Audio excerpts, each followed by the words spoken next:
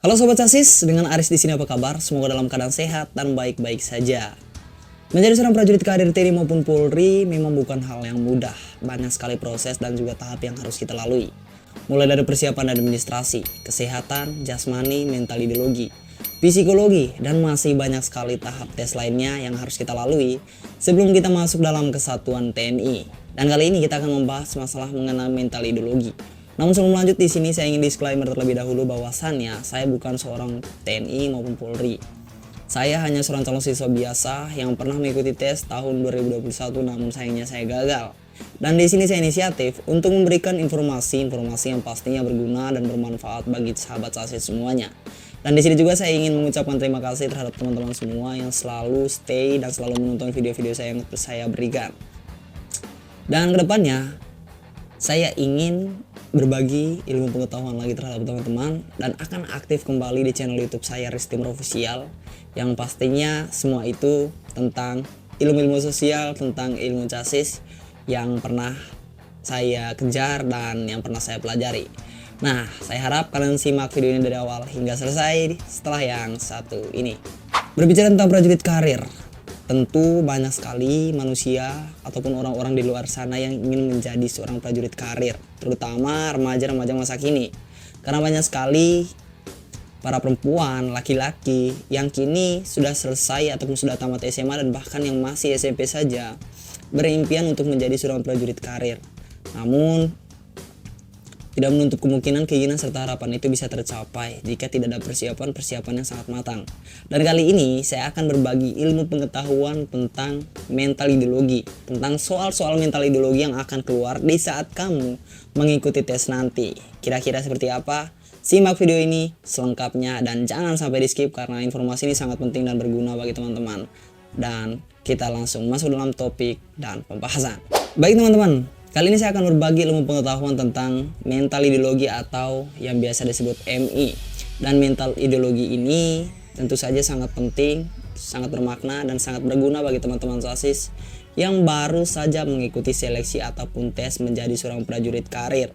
TNI Angkatan Darat, Angkatan Laut, Angkatan Udara, ataupun PNS kalian ya. Jadi ini sangat penting yang harus kalian teman-teman ketahui semuanya. Di dalam ilmu mental ideologi ada dua sesi tes yang akan diberikan oleh para panitia testir.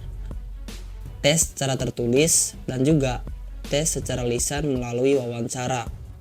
Dan tentu saja ini semua untuk mengukur kemampuan teman-teman sejauh mana kalian memahami tentang isi dari negara kita Indonesia ini. Dan pertanyaan-pertanyaan akan dilontarkan yang pastinya selalu keluar di saat kamu ikut tes akan membuat kamu terkecoh. Pertanyaan yang pertama yang pastinya akan keluar di saat kamu mengikuti tes yaitu tentang pergaulan remaja.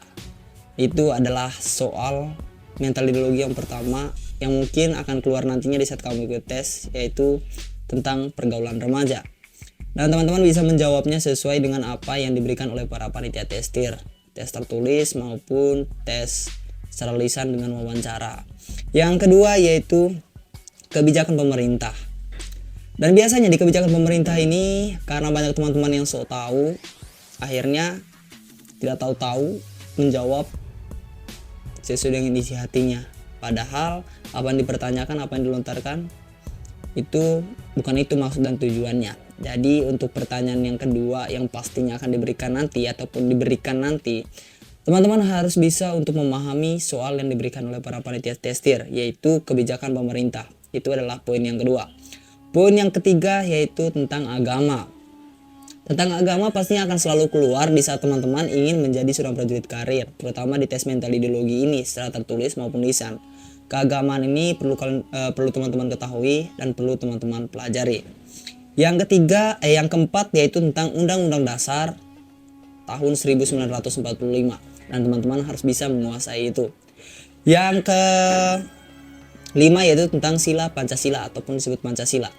Teman-teman harus bisa memahami isi dari Pancasila yang 1, kedua, 3, 4, dan 5 serta simbol-simbol yang ada. Itu teman-teman harus bisa menguasai dan harus bisa memahami. Pertanyaan yang ke-6 yaitu wawasan Nusantara ya. Wawasan Nusantara juga harus teman-teman pahami, harus teman-teman ketahui. dan teman-teman harus bisa untuk mempelajari teori dan materi itu. Yang terakhir atau yang ketujuh yaitu berita atau isu-isu terkini. Nah, berita atau isu-isu terkini tentu saja teman-teman harus bisa untuk mempelajari berita atau isu terkini yang berkaitan dengan politik atau yang berkaitan dengan isu-isu yang membuat teman-teman itu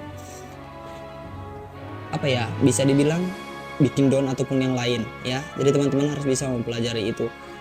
Jadi dari ketujuh pertanyaan yang akan diajukan ataupun diberikan oleh para panitia testir, teman-teman harus bisa memahami itu. Dan mungkin video ini cukup sampai di sini saja.